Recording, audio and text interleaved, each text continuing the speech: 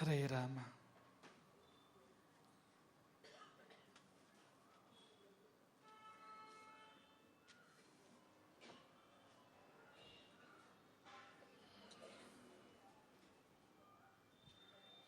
ಗುರುರ್ಬ್ರಹ್ಮ ಗುರುರ್ವಿಷ್ಣು ಗುರುರ್ದೇವೋ ಮಹೇಶ್ವರ ಗುರು ಸಾಕ್ಷಾತ್ ಪರಂ ಬ್ರಹ್ಮ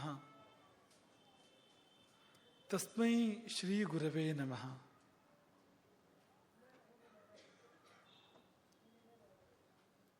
ಆಪದಾಮಪಹರ್ತಾರಂ ದಾತಾರಂ ಸರ್ವಸಂಪದಾಂ ಲೋಕಾಭಿರಾಮಂ ಶ್ರೀರಾಮಂ ಭೂಯೋ ಭೂಯೋ ನಮಾಮ್ಯಹಂ.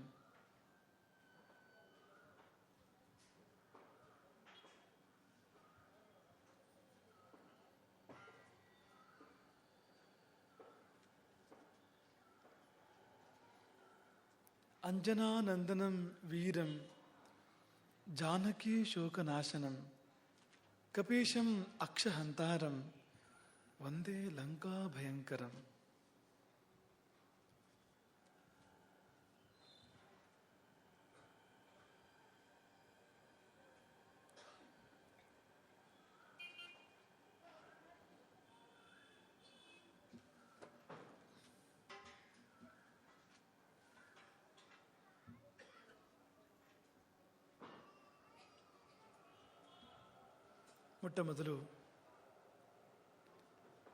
ಮೊಟ್ಟಮೊದಲಿನ ಸೃಷ್ಟಿಯ ಮೊಟ್ಟಮೊದಲಿನ ವಸ್ತುವಿಗೆ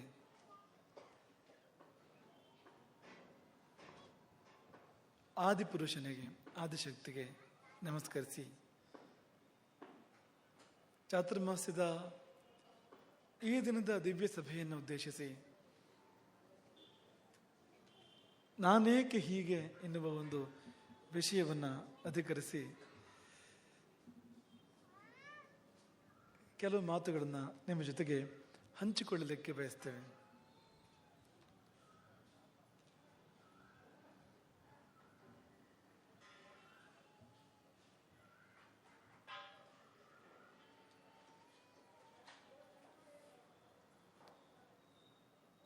ನಾನೇಕೆ ಹೀಗೆ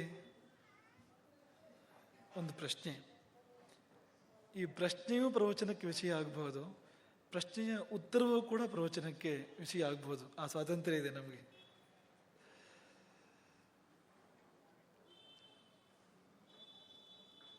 ಈ ಕುರಿತು ಮಾತನಾಡುವ ಮುನ್ನ ಒಂದು ಸಂಗತಿ ನೆನಪಿಸಿಕೊಡುತ್ತೇವೆ. ನಾವು ಪ್ರಶ್ನೆಗಳು ಬರಬೇಕು ಜೀವನದಲ್ಲಿ. ಯಾರಿಗೆ ಪ್ರಶ್ನೆಯೇ ಬರೋದಿಲ್ವೋ ಅವನಿಗೆ ಬೆಳವಣಿಗೆಯೇ ಇಲ್ಲ, ಅವನಲ್ಲಿ ಪರಿಷ್ಕಾರವೇ ಬರಲಿಕ್ಕೆ ಸಾಧ್ಯ ಇಲ್ಲ. ಮೊಟ್ಟ ಮೊದಲು ಬದುಕಿನಲ್ಲಿ ಪ್ರಶ್ನೆಗಳು ಹುಟ್ಟಬೇಕು. ರಮಣ ಮಹರ್ಷಿಗಳ ಬಗ್ಗೆ ನಾವು ಕೇಳ್ತೇವೆ. ಅವ್ರಿಗೆ ಹೇಗೆ ಒಂದು ಪ್ರಶ್ನೆ ಹುಟ್ಟಿದಂತೆ, ನಾನು ಯಾರು ಅಂತಷ್ಟೇ. ಒಂದು ದಿನ ಪ್ರಶ್ನೆ ಬಂತು ಅವರಿಗೆ, ನಾನು ಯಾರು ಅಂತ. ಆ ಪ್ರಶ್ನೆಗೆ ಉತ್ತರ ಹುಡುಕ್ತಾ ಹುಡುಕ್ತಾ ಹುಡುಕ್ತಾ ಅವರು ರಮಣ ಮಹರ್ಷಿಗಳಾದರು ಅಂತ. ಪೂರ್ಣ ಜ್ಞಾನಿಯಾದರು, ಪರಮ ಸಿದ್ಧರಾದರು ಅವರು. ಆ ಒಂದು ಪ್ರಶ್ನೆಗೆ ಉತ್ತರ ಹುಡುಕುವಾಗ ಜೀವನದ ಎಲ್ಲ ಪ್ರಶ್ನೆಗಳಿಗೂ ಕೂಡ ಉತ್ತರ ಸಿಕ್ಕಿತು ಅವರಿಗೆ. ಪ್ರಶ್ನೆ ಮೊದಲು ಹುಟ್ಟಬೇಕು. ಶಿಷ್ಯನೆಂದರೆ ಪ್ರಶ್ನೆ, ಗುರುವೆಂದರೆ ಉತ್ತರ. ಈಗ ಶಿಷ್ಯನೆಂದರೆ ಮೂರ್ತ ರೂಪ. ಆ ಮೂರ್ತ ರೂಪದ ಸಾರ, ಅಮೂರ್ತ ತತ್ವ ಯಾವುದು ಅಂದರೆ ಪ್ರಶ್ನೆ. ಪ್ರಶ್ನಾರ್ಥಕ ಚಿಹ್ನೆಯೇ ಶಿಷ್ಯ. ಅವನಲ್ಲಿ ಇರಬೇಕಾಗಿದ್ದು ಪ್ರಶ್ನೆ ಅಂತ ಶಿಷ್ಯನಲ್ಲಿ. ಅವನು ಶಿಷ್ಯ ಅಂತ ಆಗಬೇಕಾದ್ರೆ ಪ್ರಶ್ನೆ ಬೇಕು. ನೆನ್ಪಿಟ್ಕೊಳ್ಳಿ, ಈ ಪ್ರಶ್ನೆ ಎಲ್ಲ ನಾನೇ ಉತ್ತರ ಅಂದ್ಕೊಂಡ್ರೆ ಅವನು ಶಿಷ್ಯ ಅಲ್ಲ. ಅವನಲ್ಲಿ ಜಿಜ್ಞಾಸೆ ಬೇಕು, ತಿಳಿಯುವ ಕುತೂಹಲ ಬೇಕು, ತಿಳಿದೇ ಇರುವ ಒಂದಷ್ಟು ವಿಷಯಗಳು ಬೇಕು. ಅವನಿಗೆಲ್ಲ ವಿಷಯ ತಿಳಿದೇ ಅಂತಾರೆ, ಅವನು ಶಿಷ್ಯನಾಗೋದು ಹೇಗೆ? ತಿಳಿಬೇಕು ಅಂತ ಇಲ್ಲ ಅಂತಾದ್ರೆ ಅವನು ಶಿಷ್ಯನಾಗೋದು ಹೇಗೆ ಹೇಳಿ? ಹಾಗಾಗಿ ಪ್ರಶ್ನೆ ಚಿಹ್ನೆಯೇ ಶಿಷ್ಯ, ಉತ್ತರ ರೂಪವೇ ಗುರು. ಗುರುವಿನಲ್ಲಿ ಉತ್ತರ ಇರಬೇಕಾಗ್ತದೆ. ಆ ಶಬ್ದ ಕೂಡ ತುಂಬ ಸೊಗಸಾದ ಶಬ್ದ, ಉತ್ತರ ಅಂತ. ಸಂಸ್ಕೃತದಲ್ಲಿ ಉತ್ ಅಂದರೆ ಮೇಲೆ ಅಂತ. ಈ ತರ ಅನ್ನುವುದು ಯಾವಾಗ ಬಳಕೆ ಆಗ್ತದೆ ಅಂದರೆ, ಎರಡನ್ನು ಹೋಲಿಕೆ ಮಾಡುವಾಗ ಒಂದು ಹೆಚ್ಚು ಮೇಲಿದ್ದರೆ ಅದಕ್ಕೆ ತರ ಅಂತ, ತರತಮ ಭಾವ ಅಂತ ಹೇಳ್ತಾರಲ್ಲ. ಈ ತರ ಪದ ತರ ಅನ್ನುವ ಒಂದು ಪದಖಂಡ ಬಳಕೆ ಆಗುವುದು ಆಗ ಅಂತ. ಹೋಲಿಕೆಯಲ್ಲಿ ಹೆಚ್ಚು ಮೇಲಕ್ಕೆ ಯಾವುದಿದೆಯೋ ಅದಕ್ಕೆ ಉತ್ತರ ಅಂತ ಹೆಸರು. ಈ ಪ್ರಶ್ನೆ ಕೇಳುವವನು ಯಾವುದೋ ಒಂದು ಭೂಮಿಯಲ್ಲಿ ಇರ್ತಾನೆ, ಯಾವುದೋ ಒಂದು ನೆಲೆಯಲ್ಲಿ ಇರ್ತಾನೆ, ಅದಕ್ಕಿಂತ ಮೇಲಿನ ನೆಲೆಯಲ್ಲಿ ನಿಂತು ಅದಕ್ಕೆ ನಾವು ಉತ್ತರ ಹುಡುಕಬೇಕಾಗ್ತದೆ ಅಂತ. ಹಾಗಾಗಿ ಉತ್ತರ ಎನ್ನುವ ಪದ ಬಂತು.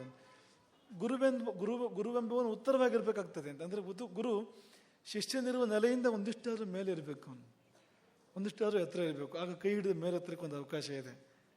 ಅದಿಲ್ಲದಿದ್ದರೆ ಅವನು ಎಲ್ಲಿಗೆ ಮೇಲೆತ್ತಾನೆ? ಹಾಗಾಗಿ ಆ ಮೇಲ್ಭೂಮಿಗೆ ಉತ್ತರ ಅಂತ ಹೆಸರು.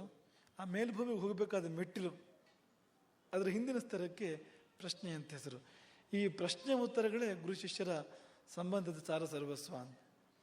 ಮತ್ತು ಈ ಪ್ರಶ್ನೆ ಉತ್ತರ ಇಲ್ಲದೇ ಇದ್ದರೆ ಪ್ರಪಂಚದಲ್ಲಿ ಜ್ಞಾನ ಸಾಹಿತ್ಯವೇ ಇರ್ತಾ ಇರಲಿಲ್ಲ. ಎಲ್ಲ ಉತ್ಕೃಷ್ಟವಾಗಿರ್ತಕ್ಕಂಥ ಸಾಹಿತ್ಯಗಳು ಕೂಡ ಪ್ರಶ್ನೋತ್ತರ ರೂಪ. ಈಗ ಮಹಾಭಾರತ ಪ್ರಶ್ನೋತ್ತರ, ಅದು ವೈಶಂಪಾಯನ ಜನಮೇಜಯನ ನಡುವೆ ನಡೆದಂಥ ಒಂದು ಸಂವಾದ ಅದು. ಅಥವಾ ಕೃಷ್ಣಾರ್ಜುನರ ನಡುವೆ ನಡೆದ ಸಂವಾದ, ಅದು ಭಗವದ್ಗೀತೆ. ಅದು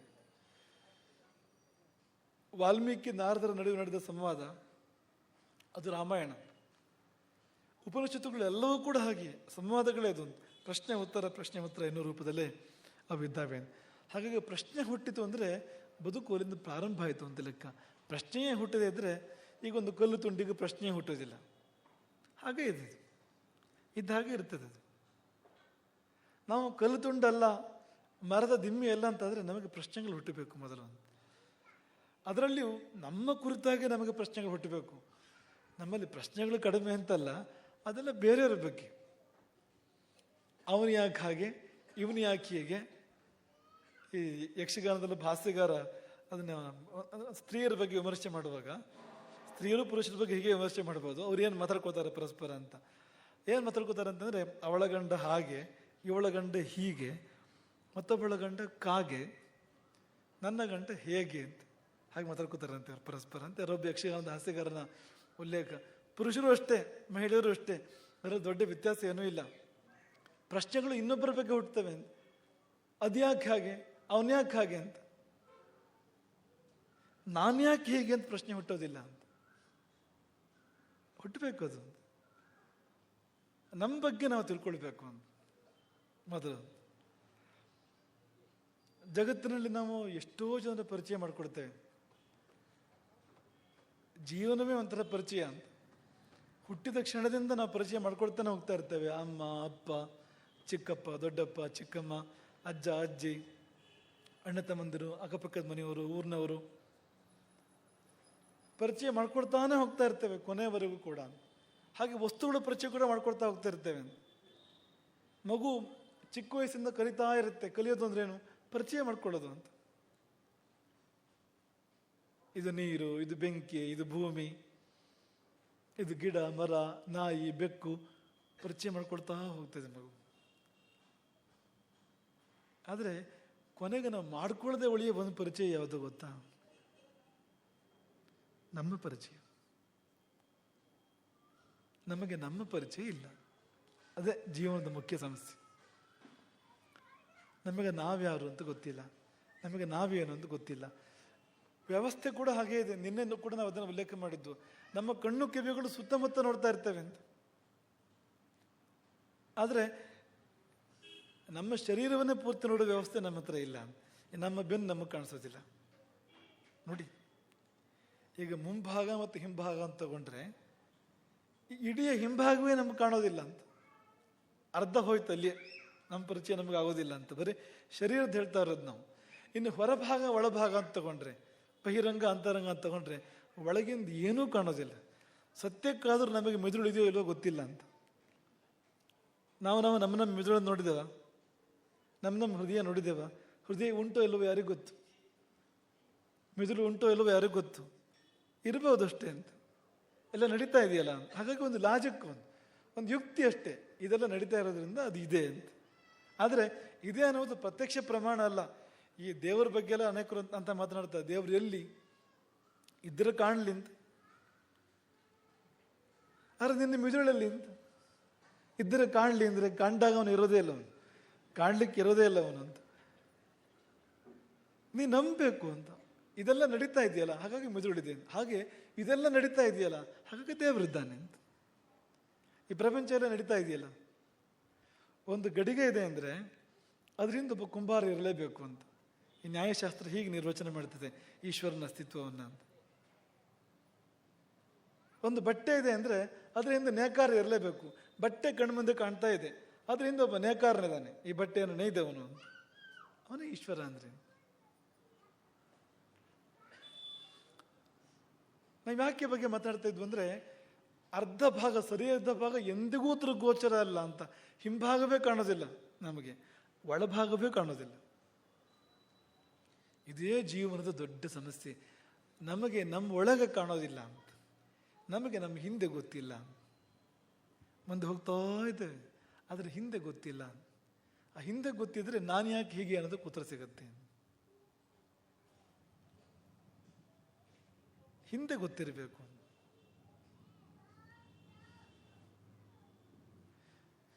ಈಗ ತುಂಬ ಮಾಡರ್ನ್ ಆದ ಆನ್ಸರ್ ಕೊಡಬೇಕು ಅಂತಾದ್ರೆ ಅದಕ್ಕೆ, ನಾನು ಯಾಕೆ ಹೀಗೆ ಅನ್ನೋದಕ್ಕೆ, ಅಂದರೆ ನಾನು ಹೀಗೆ ಇರೋದಕ್ಕೆ ಏನು ಕಾರಣ ಅನ್ನೋದಕ್ಕೆ ತುಂಬ ಆಧುನಿಕವಾದ ಉತ್ತರ ಕೊಡಬೇಕು ಅಂದರೆ ಅದಕ್ಕೆ ನೀನೇ ಕಾರಣ ಅಂತ. ನೀನೇ ಕಾರಣ, ನೀನೇ ಮಾಡ್ಕೊಂಡಿದ್ದೆಲ್ಲವೂ ಕೂಡ. ಮತ್ತು ತುಂಬ ಪ್ರಾಚೀನವಾದ ನಮ್ಮ ಸಿದ್ಧಾಂತದ ಮೇಲೆ, ನಮ್ಮ ಭಾರತೀಯ ಸಿದ್ಧಾಂತದ ಮೇಲೆ ಉತ್ತರ ಕೊಡಬೇಕು ಅಂತಾದರೆ ನೀನೇ ಕಾರಣ, ನೀನೇ ಕಾರಣ. ನೀನೇ ಅಂದರೆ ಕರ್ಮ ಕಾರಣ ಅಂತ ಹೇಳ್ತದೆ ಭಾರತೀಯ ಸಿದ್ಧಾಂತ. ಕರ್ಮ ಕಾರಣ. ಕರ್ಮ ಅಂದ್ರೇನು? ನಮ್ಮದೇ ಕೃತಿ. ನಾವು ಈ ಮೊದಲು ಏನು ಮಾಡಿದ್ವೋ ಅದೆಲ್ಲ ನಾವು ಹೇಗಿದ್ದೇವೆ, ಇನ್ಯಾರೂ ಕಾರಣರಲ್ಲ. ಮೀಮಾಂಸಾ ದರ್ಶನವಂತೂ ಅದು ಈಶ್ವರನೇ ಒಪ್ಪೋದಿಲ್ಲ. ಮೀಮಾಂಸಾ ದರ್ಶನ ಕರ್ಮವೇ ಈಶ್ವರ ಅಂತ ಹೇಳ್ತದೆ ಅಂತ. ಈ ಕಾಯಕವೇ ಕೈಲಾಸ ಅಂತ ಹೇಳ್ತಾರಲ್ಲ, work is god, work is worship. ಆ ಮಾತನ್ನ 1000 ವರ್ಷಗಳ ಹಿಂದೆ ಮೀಮಾಂಸಾ ದರ್ಶನ ಹೇಳಿದೆ ಅಂತ. ಕರ್ಮವೇ ಕಾರಣ. ತ್ರಿಮೂರ್ತಿಗಳಿಗೂ ಕೂಡ ಕರ್ಮವೇ ಕಾರಣ ಅಂತ ಹೇಳ್ಬಿಡುತ್ತೆ ಮೀಮಾಂಸಾ. ಬ್ರಹ್ಮ ಏನು ಕುಲಾಲವಂದ್ಯೇಮಿತಃ ಬ್ರಹ್ಮಾಂಡ ಭಾಂಡೋದರಿ. ಬ್ರಹ್ಮನನ್ನ ಕರ್ಮ ಕುಂಬಾರನನ್ನಾಗಿ ಮಾಡಿತ್ತು. ಈ ಪ್ರಪಂಚದ ಗಡಿಗೆಯನ್ನು ನಿರ್ಮಾಣ ಮಾಡುವ ಕುಂಬಾರನನ್ನಾಗಿ ಚತುರ್ಮುಖ ಬ್ರಹ್ಮನನ್ನು ಮಾಡಿತ್ತು. ವಿಷ್ಣುವನ್ನು ಕೂಡ ದಶಾವತಾರದ ಕಷ್ಟಕ್ಕೆ ಕಡೆ ಇತ್ತು ಅಂತ ಕರ್ಮ. ರುದ್ರ ಕಪಾಲಪಾಣಿಯಾಗಿ ಭಿಕ್ಷೆ ಬೇಡುವ ಹಾಗೆ ಮಾಡಿದ್ದು ಕರ್ಮ ಕಾರಣ. ಕರ್ಮ ಕಾರಣ ಅಂದರೂ ನಾನೇ ಕಾರಣ ಅಂದರೂ ಒಂದೇ, ಏನು ವ್ಯತ್ಯಾಸ ಇಲ್ಲ. ನಾನೇ ಮಾಡಿದ್ದು, ನಾನು ಹೀಗಾಗಲಿಕ್ಕೆ ಕಾರಣ. ನೀ ಮಾಡಿದ ಅಡುಗೆಯನ್ನು ನೀನುಣ್ಣಬೇಕು, ನೀ ನೆಟ್ಟ ಗಿಡದ ಫಲ ನೀ ಸವಿಯಬೇಕು, ನೀ ನೆಟ್ಟ ಮುಳ್ಳು ಗಿಡ ನಿನ್ನ ಕಾಲಡಿಗೆ. ಈ ಪ್ರಶ್ನೆ ಬರೋದು ಯಾವಾಗ? ನಾನು ಯಾಕೆ ಹೀಗೆ ಅನ್ನೋ ಪ್ರಶ್ನೆ. ಜೀವನದಲ್ಲಿ ಸೋತವನಿಗೆ ಈ ಪ್ರಶ್ನೆ ಬರ್ತದೆ. ನಾನು ಯಾಕೆ ಹೀಗೆ? ಅವರಿಗೆ ಇನ್ನು ಸ್ವಲ್ಪ ಸೇರೆ ಬರುತ್ತೆ ಪ್ರಶ್ನೆ, ನಾ ಮಾತ್ರ ಯಾಕೆ ಹೀಗೆ ಅಂತ. ಹಾಗನ್ನಿಸ್ತದೆ ಅವರಿಗೆ. ಎಲ್ಲರೂ ರೂಪವಂತರು ಪ್ರಪಂಚದಲ್ಲಿ, ನಾನು ಯಾಕೆ ಹೀಗೆ ಕುರೂಪಿ? ಎಲ್ಲರೂ ಬುದ್ಧಿವಂತರು, ನನಗೆ ಯಾಕೆ ಬುದ್ಧಿ ಕೊಟ್ಟಿಲ್ಲ ದೇವರು?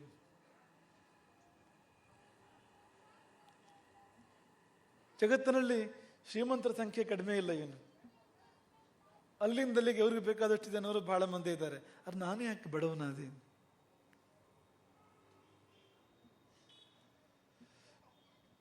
ಎಲ್ಲ ಸಂತೋಷವಾಗಿದ್ದಾರೆ, ನಾನು ಯಾಕೆ ದುಃಖಿ?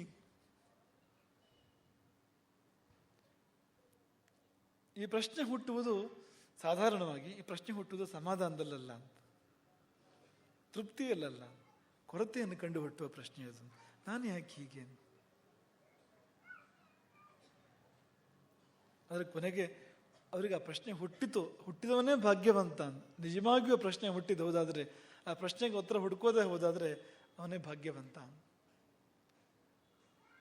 ದುಃಖಿಗೆ ಪ್ರಶ್ನೆ ಹುಡುತ್ತದೆ, ನಾನು ಯಾಕೆ ಹೇಗೆ ಅಂತ. ದುಷ್ಟರಿಗೆ ಹುಟ್ಟೋದಿಲ್ಲ, ನಾನು ಯಾಕೆ ಹೀಗೆ ಅಂತ. ಇರೋದೇ ಸರಿ ಅಂತ ಅನಿಸ್ಬಿಡ್ತದೆ ಅವರಿಗೆ. ದುಃಖಿಗೆ ಪ್ರಶ್ನೆ ಹುಟ್ಟುತ್ತದೆ. ಆದರೆ ಆ ಪ್ರಶ್ನೆ ಹಿಂದೆ ಹೋದರೆ ಜೀವನದಲ್ಲಿ ಪ್ರಶ್ನೆಗಳೇ ಉಳಿಯೋದಿಲ್ಲ ಅಂತ. ಆ ಪ್ರಶ್ನೆ ಒಂದಕ್ಕೆ ಉತ್ತರ ಸಿಕ್ಕಿದರೆ ನಾನ್ಯಾಕೆ ಹೀಗೆ ಅನ್ನೋ ಪ್ರಶ್ನೆ ಒಂದಕ್ಕೆ ಉತ್ತರ ಸಿಕ್ಕಿದ್ರೆ ಮತ್ತೆ ಜೀವನದಲ್ಲಿ ಪ್ರಶ್ನೆಗಳೇ ಇಲ್ಲ.